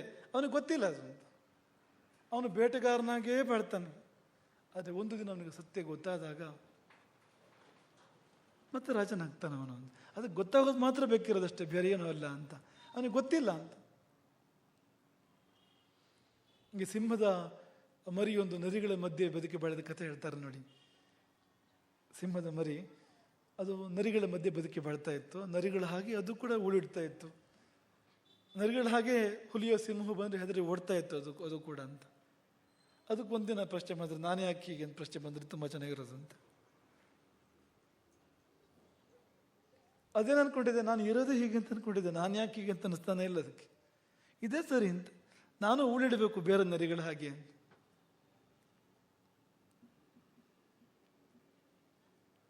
ಆದರೆ ಒಂದು ದಿನ ಅದು ತನ್ನ ಪ್ರತಿಬಿಂಬ ತಾನು ನೋಡ್ಕೊಂಡ್ರೆ ಕೊಳದಲ್ಲಿ ಉಳಿದ ನರಿಗಳನ್ನು ನೋಡಿದರೆ, ಬೇರೆ ನರಿಗಳನ್ನು ನೋಡಿದರೆ ಅದೆಲ್ಲ ತಾನೊಂದು ಗೊತ್ತಾಗ್ತದೆ ಅದಕ್ಕೆ ಅಂತ. ನಾನು ಬೇರೆ ಅಂತ, ನಾನು ಸಿಂಹ ಅಂತ. ಆಗ ಗೊತ್ತಾಗೋದು ಮಾತ್ರ ಬಾಕಿ ಇರೋದು. ಗುರು ಮಾಡೋ ಕೆಲಸ ಅದು ಅಂತ. ಒಂದು ಸಿಂಹ ದಾಳಿ ಮಾಡ್ತಂತೆ ನರಿಗಳ ಮಂದೆ ಮೇಲೆ. ಎಲ್ಲ ನರಿಗಳು ಹೊಡೆದು ಸಿಂಹದ ಮರಿಯೂ ಓಡ್ತಾ ಇದೆ ಅವುಗಳ ಜೊತೆಗೆ. ಅದಕ್ಕೆ ವಿಚಿತ್ರ ಅನಿಸ್ತು, ಇದು ಯಾಕೆ ಅಲ್ಲಿದೆ ಅಂತ. ಅವ್ರ ಜೊತೆಗೆ ಯಾಕಿದೆ ಇದು ಅಂತ ಹೋಗಿ ಹಿಡ್ಕೊಂಡಂತೆ. ಕುಯ್ಯೋಮರು ಅಂತ ಕೂಗಾಡ್ತಾ ಇದೆ, ಆಕ್ರಂದನೆ ಮಾಡ್ತಾ ಇದೆ, ದಯವಿಟ್ಟು ಬಿಟ್ಬಿಡು ನನ್ನನ್ನು. ಆ ದೊಡ್ಡ ಸಿಂಹ ಜೋರು ಮಾಡ್ತಾ ಇದೆ ಅದಕ್ಕೆ, ಯಾಕೋ ನೀನು ಯಾಕೆ ಅಲ್ಲಿದೆಯೋ ಅವ್ರ ಜೊತೆಗೆ ಅಂತ. ಜಾತಿ ಬಿಟ್ಟು ಅಲ್ಲೋಗಿ ಸೇರ್ಕೊಂಡಿದೆ ಯಾಕೆ ಅಂತ. ಅದು ನಾನು ಅದೇ, ಯಾವುದು ನರಿಯೇ ನಾನು ಅಂತ. ನೀ ನರಿ ಅಲ್ಲ ಅಂತ ಈ ದೊಡ್ಡ ಸಿಂಹ ಹೇಳಿದರೆ ಆ ಸಣ್ಣ ಸಿಂಹ ಕೇಳೋಕೆ ತಯಾರಿಲ್ಲ, ಸಿಂಹದ ಮರಿ ಕೇಳೋಕೆ ತಯಾರಿಲ್ಲ. ನಾನು ನರಿಯೇ ಅಂತ. ನಾವೆಲ್ಲ ಹಾಗೇ ಇರೋದು ಅಂತ. ಎಂತಹ ಗುರು ಬಂದು ನೀನು ಪೂರ್ಣಾತ್ಮ, ನೀನು ಶುದ್ಧ ಪರಬ್ರಹ್ಮ ಅಂತ ಹೇಳಿದ್ರು ನಮ್ಗೆ ಅನ್ಸುತ್ತಾ? ಇಲ್ಲ, ನಾನು ಇದೆ ಅಂತ. ಅದಲ್ಲ ನಾನು ಅಂತ.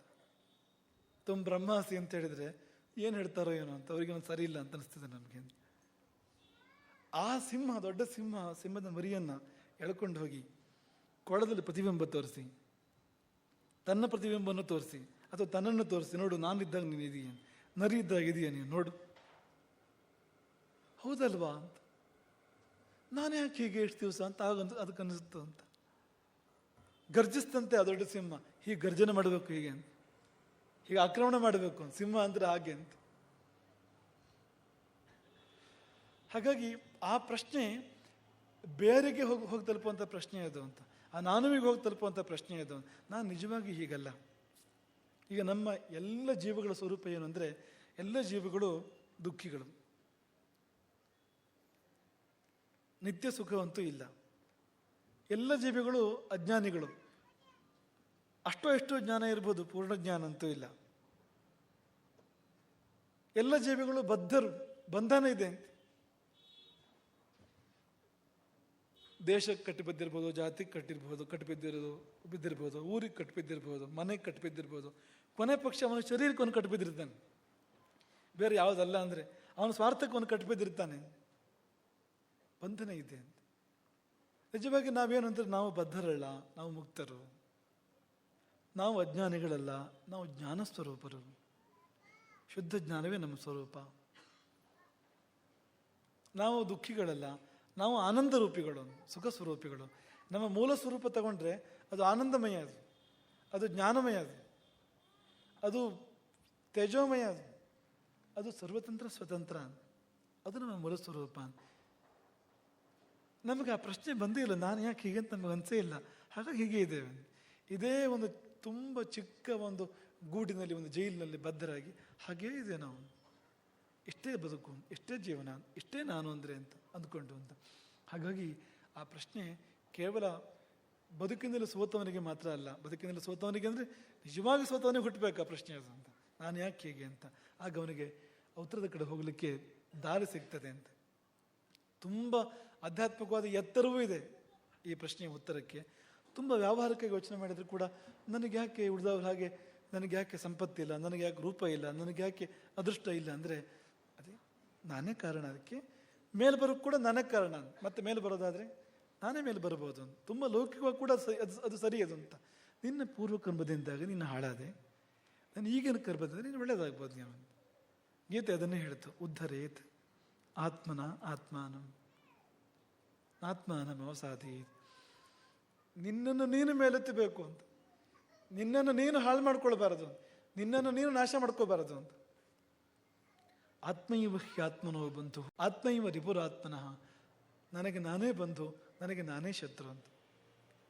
ನಮಗೆ ನಮ್ಮಂಥ ಶತ್ರು ಬೇರೆ ಯಾರೂ ಇಲ್ಲ. ಶತ್ರು ಬೇರೆ ಇಲ್ಲವೇ ಇಲ್ಲ, ನಾವೇ ಶತ್ರು ಅಂತ. ನಮ್ಮ ಒಳಗಿನ ಶತ್ರುವೇ ಇನ್ನೊಬ್ಬರು ಶತ್ರುತ್ವವಾಗಿ ವ್ಯಕ್ತವಾಗುವಂಥದ್ದು. ಅದಿಲ್ಲದಿದ್ದರೆ ರಾವಣನ ಪಾಡಿ ರಾವಣ ಇರ್ತಾ ಇದ್ದ, ರಾಮನ ಪಾಡಿ ರಾಮ ಇರ್ತಾ ಇದ್ದ. ನೀವು ಯೋಚನೆ ಮಾಡಿ ಒಂದು ಸರ್ತಿ, ಸಮಾಧಾನವಾಗಿ ಯೋಚನೆ ಮಾಡಿ. ಈಗ ರಾಮ ಬಂದು ರಾವಣನ ಮೇಲೆ ಬೀಳೋಕ್ಕೆ ಏನು ಕಾರಣ? ಎಲ್ಲಿಂದ ಶುರುವಾಯ್ತದು? ಎಲ್ಲೋ ಕಾಡಿನಲ್ಲಿ ಅವನ ಪಾಡಿಗೆ ಅವನು ವನವಾಸ ಮಾಡ್ತಾ ಇದ್ರೆ 13 ವರ್ಷ ಕಳೆದಿದೆ. ಇನ್ನೊಂದು ವರ್ಷ ಕಳೆದು ಮರಳಿ ಅಯೋಧ್ಯೆಗೆ ಹೋಗ್ತಾನೆ, ರಾಜನಾಗ್ತಾನೆ. ಹೋಗಿ ಆತನನ್ನು ಕೆಣಕಿದ್ದು ಯಾರು? ಆತನನ್ನು ಕರ್ಕೊಂಡು ಬಂದು ಮೈ ಮೇಲೆ ಬೀಳಿಸ್ಕೊಂಡಿದ್ದು ಯಾರು? ರಾವಣನ ಮನೋದೌರ್ಬಲ್ಯ ತಾನೇ. ಅವನ ಪಕ್ಕದಲ್ಲಿ ಇರಬೇಕಾದ್ರೆ ಅವನ ಪಕ್ಕದಲ್ಲಿ ಇರಬೇಕು. ರಾಮನ ಸೊತ್ತು ಅದು, ರಾಮನ ಸಂಪತ್ತು ಸೀತೆ ಅಂದರೆ. ರಾವಣನಿಗೆ ಸಂಬಂಧ ಇಲ್ಲ. ಯಾಕೆ ಹೋದ ರಾವಣ? ಶತ್ರು ಯಾರು ರಾವಣನಿಗೆ? ರಾಮ ಅಲ್ಲ ಅಂತ, ತನಗೆ ತಾನೇ ಶತ್ರು ಅಂತ. ರಾಮನಿಗೆ ಆಮಂತ್ರಣ ಕೊಟ್ಟಿದ್ದು. ಸೀತಾಪಹರಣದ ಮೂಲಕವಾಗಿ ಲಂಕೆಗೆ ಆಹ್ವಾನ ಕೊಟ್ಟಿದ್ದವನು. ಲಂಕೆಗೆ ಆಹ್ವಾನ ಬೆಂಕಿಗೆ ಕೊಟ್ಟಿದ್ದು ಅಂತ, ಬೆಂಕಿಯನ್ನು ಕರೆದಿದ್ದು ಲಂಕೆಗೆ. ಸೀತೆ ಕರೆದ ಮೇಲೆ ರಾಮ ಬರಲೇಬೇಕು ಎಂದಿಂದ ಅನಿವಾರ್ಯ ಅದು ಅಂತ. ಅವರಿಬ್ಬರು ಒಂದೇ, ಇಬ್ಬರು ಬೇರೆ ಅಲ್ಲ. ಅವಳು ಬಂದ್ಮೇಲೆ ಅವನು ಕೂಡ ಬರಲೇಬೇಕು ಎಂದಿಂದ, ಹನುಮಂತನೂ ಬರಬೇಕು ಜೊತೆಯಲ್ಲಿ ಅಂತ ಎಲ್ಲ ಬಂದರು. ಹೀಗೆ ನಮ್ಮ ಜೀವನದ ಎಲ್ಲ ಅನಾಹುತಗಳು ಕೂಡ ನಾವು ಆಮಂತ್ರಣ ಕೊಟ್ಟಾಗ ಬರ್ತವೆ, ನಾವು ಆಹ್ವಾನ ಕೊಟ್ಟಾಗ ಬರ್ತವೆ, ನಾವು ಆಹ್ವಾನ ಕೊಡದೇ ಬರೋದಿಲ್ಲ. ಹಾಗಾಗಿ ನಾವು ಏನಾಗಿದ್ದೇವೋ ಅದಕ್ಕೆ ನಮ್ಮ ಕರ್ಮ ಕಾರಣ. ಮತ್ತು ಮುಂದೇನಾಗಬೇಕು ಅದು ನಮ್ಮ ಕೈಯಲ್ಲಿದೆ, ನಮ್ಮ ಕೈಯಲ್ಲಿದೆ. ತುಂಬ ವ್ಯಾವಹಾರಿಕವಾಗಿ ಯೋಚನೆ ಮಾಡಿದರು, ತುಂಬ ಸಾಂಸಾರಿಕ ಯೋಚನೆ ಮಾಡಿದರು. ಒಳ್ಳೆ ಕೆಲಸ ಮಾಡು, ಒಳ್ಳೆ ಮನಸ್ಸಲ್ಲಿರು, ಶುಭ ಕರ್ಮಗಳನ್ನು ಮಾಡು, ನಿನ್ನ ಮೇಲೆ ಬರ್ತೀಯ. ಇನ್ನೊಂಚೂರು ಆಧ್ಯಾತ್ಮಿಕವಾಗಿ ಯೋಚನೆ ಮಾಡಿದರೆ ನಾವು ಅದನ್ನೇ ಹೇಳಿದ್ವಲ್ಲ, ನಾವು ಬಯಸಬೇಕು ಅಂತ ಅಷ್ಟೇ. ನಾನು ಯಾಕೆ ಹೀಗೆ ಅನ್ನುವಾಗ ನಾನು ಯಾವ ಸ್ಥಿತಿಲಿದ್ದೇನೋ ಈ ಸ್ಥಿತಿ ಬೇಡ ನನಗೆ, ಇದನ್ನು ಮೀರಿದ ಸ್ಥಿತಿ ಬೇಕು. ನಾನು ಮಾಯೆಯ ಕರಾಳ ಹಸ್ತದಿಂದ ಈಶ್ವರನ ಮಡಿಲಿಗೆ ಹೋಗಬೇಕು ಅಂತ ಅನಿಸ್ಬೇಕು ನಮಗೆ. ಅನಿಸಿಕೆ ದೃಢ ಆದರೆ ಸಾಕು ಅಷ್ಟೆ. ಅದನ್ನು ಕಾಯ್ತಾ ಇರೋದು ಈಶ್ವರ ಅಂತ ಹತ್ರ ಕರೀತಾನೆ ಕೂಡಲೇ. ಮಾಯೆಗಿಂತ ಎಷ್ಟೋ ಬಲಶಾಲಿ ಅವನು. ಮಾಯೆ ಅವನ ಕಿಂಕರಿ ಅಷ್ಟೇ, ಬೇರೆ ಏನೂ ಅಲ್ಲ, ಬೇರೆ ಏನೂ ಅಲ್ಲ ಅಂತ. ಹಾಗಾಗಿ ಆ ಮಾಯೆಯನ್ನು ಮೀರಿದ ಶಕ್ತಿಯನ್ನು ನಾವು ಬಯಸಿದರೆ ಆ ಬಯಕೆ ಪ್ರಾರ್ಥನೆಯಾಗಿ ಪರಿಣಮಿಸುತ್ತೆ, ಆ ಬಯಕೆ ಸಂಕಲ್ಪವಾಗಿ ಪರಿಣಮಿಸುತ್ತೆ, ಬಯಕೆ ಸಾಧನೆಯಾಗಿ ಪರಿಣಮಿಸುತ್ತೆ. ಆ ಸಾಧನೆ ನಮ್ಮನ್ನು ಲಕ್ಷ್ಯದ ಕಡೆಗೆ, ಗುರಿಯ ಕಡೆಗೆ ಕೊಂಡು ಹೋಗುತ್ತೆ ಅಂತ. ಹಾಗಾಗಿ ಆ ಬಯಕೆ ತುಂಬ ಮುಖ್ಯ. ಆಸೆಯೆಲ್ಲ ದುಃಖಕ್ಕೆ ಮೂಲ ಅಂತ ಬುದ್ಧ ಹೇಳ್ತಾನಲ್ಲ, ಆ ದೃಷ್ಟಿಯಿಂದ ಸರಿಯೋದು. ಬುದ್ಧ ಯಾವ ಒಂದು ಆ್ಯಂಗಲ್, ಯಾವ ಒಂದು ಕೋನದಿಂದ ಹೇಳ್ತಾ ಇದ್ದಾನೋ ಆ ದೃಷ್ಟಿಯಿಂದ ಸರಿಯೋದು. ಆದರೆ ಸರಿಯಾದ ಆಸೆ ಹುಟ್ಟಿದರೆ ಆಸೆ ಮೋಕ್ಷಕ್ಕೂ ಕೂಡ ಮೂಲ ಆಗ್ತದೆ ಅಂತ. ನಮಗೆ ರಾಮನ ಬಗ್ಗೆ ಒಂದು ಆಸೆ ಹುಟ್ಟಿದರೆ ನಾನು ನಿನ್ನವನಾಗಿರಬೇಕು ಅಂತ ಆಸೆ ಹುಟ್ಟಿದರೆ ಆಸೆಯೇ ಸೇತುವೆ ಆಗ್ತದೆ ಅಂತ. ರಾಮಾಯಣದಲ್ಲಿ ರಾಮನ ಬಾಯಿಂದ ಬರುವ ಒಂದು ಮಾತು, ರಾಮ ಹೇಳೋದಿಷ್ಟೇ, ಸಕೃದೇವ ಪ್ರಪನ್ನಾಯ ತವಾಸ್ಮೀತಿ ಚ ಯಾಚತೆ ಅಭಯಂ ಸರ್ವಭೂತೇಭ್ಯೋ ದದಾಮಿ ಏತದ್ ವ್ರತಂ ಮಮ. ಅದು ಅವನಿಗೆ ವ್ರತವಂತೆ. ಯಾವುದು ಅಂದರೆ, ಒಂದೇ ಒಂದು ಬಾರಿ ನಾನು ನಿನ್ನವನು ಅಂತ ಹೇಳಿದರೆ, ಒಂದೇ ಒಂದು ಬಾರಿ ಶರಣಾದರೆ ಸಮಸ್ತ ಪ್ರಪಂಚದ ಎಲ್ಲ ಭೂತಗಳಿಂದ, ಎಲ್ಲ ಕೇಡುಗಳಿಂದ ನಾನು ರಕ್ಷಣೆ ಕೊಡ್ತೇನೆ ಅವನಿಗೆ.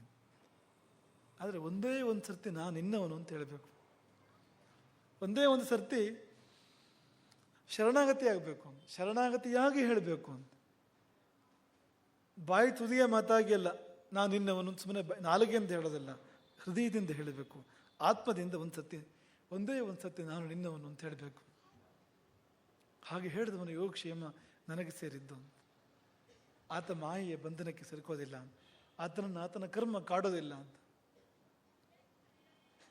ಆತ ಮಾಯೆಯ ಕೈಯಲ್ಲಿ ದಾಳವಾಗಿ ಪ್ರಪಂಚದಲ್ಲಿ ಕಷ್ಟಪಡೋದಿಲ್ಲ, ಪರಿತಪಿಸೋದಿಲ್ಲ, ನಾನು ನೋಡ್ಕೊಳ್ತೇನೆ.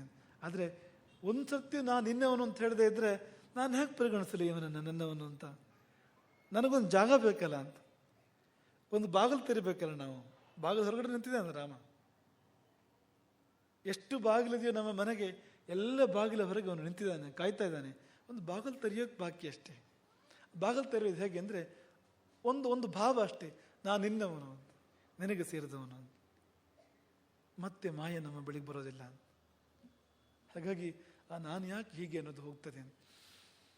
ಮಾತು ಮುಗಿಸುವ ಮುನ್ನ ಒಂದು ಕೊನೆಯ ಇನ್ನೊಂದು ಮುಖವನ್ನು ಇದರಲ್ಲಿ ಹೇಳಲಿಕ್ಕೆ ಇಷ್ಟಪಡ್ತೇವೆ. ನಾನು ಯಾಕೆ ಹೀಗೆ ಅನ್ನೋದು ಕೇವಲ ಸೋತವರಿಗೆ ಮಾತ್ರ ಅನ್ನಿಸ್ತದೆ. ಜೀವನದಲ್ಲಿ ಸೋತವರಿಗೆ, ಗೆದ್ದವರಿಗೂ ಅನ್ನಿಸ್ಬೇಕು.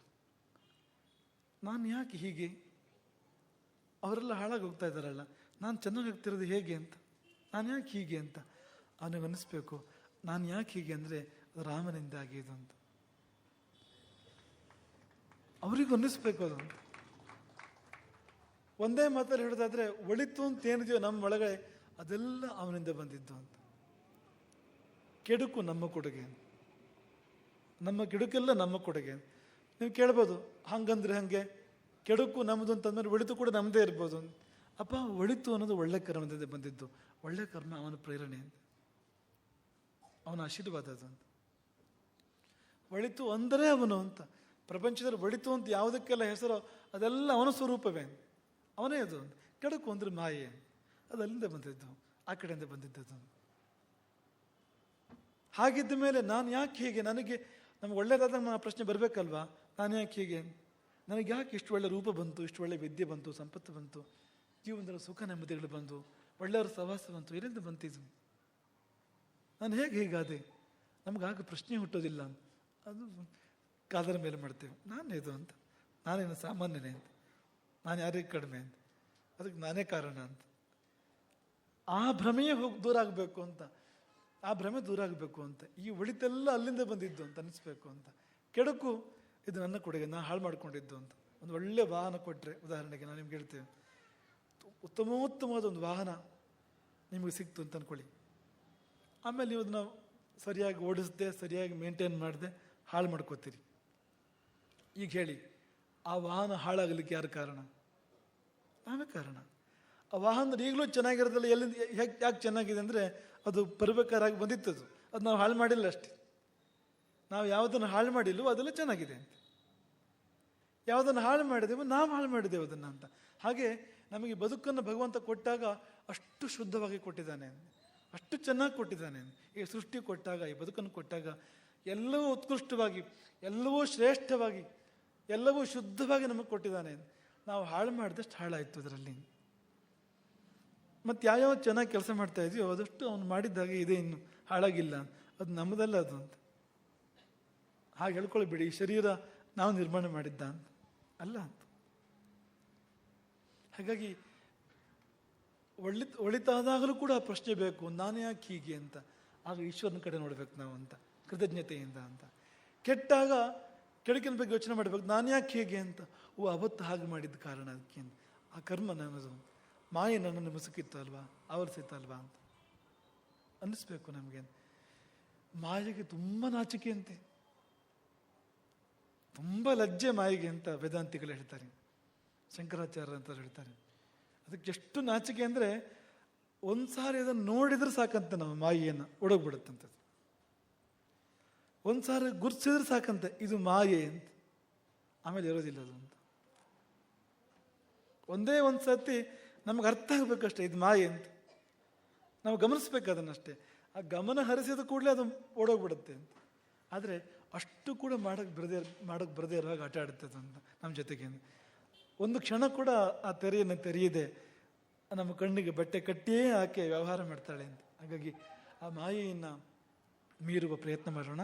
ಆ ಪ್ರಯತ್ನ ಮಾಡೋದು ಹೇಗೆ ಅಂದರೆ, ಒಂದು ಪ್ರಶ್ನೆ ಹುಟ್ಟಿದ್ರ ಮೂಲಕವಾಗಿ ನಾನು ಯಾಕೆ ಹೀಗೆ ಅಂತ ಒಂದು ಪ್ರಶ್ನೆ ಹುಟ್ಟಿದ್ರ ಮೂಲಕವಾಗಿ ಶುರು ಮಾಡೋದು ಅಂತ. ಇವತ್ತು ಒಂದು ಶುಭಾರಂಭ ಅಂತರಕ್ಕೆ ಹಾಗೆ ಅನ್ನಿಸ್ತು ನಮಗೆ. ನಾನು ಪ್ರಶ್ನೆ ಬಂತು ಅಂತ. ಒಂದು ವೇಳೆ ನಮ್ಗೆ ಯಾರಿಗಾರ ಪ್ರಶ್ನೆ ಬರದೇ ಇದ್ದರೆ, ಈ ವಿಷಯ ಯಾರು ಕೊಟ್ಟರೋ,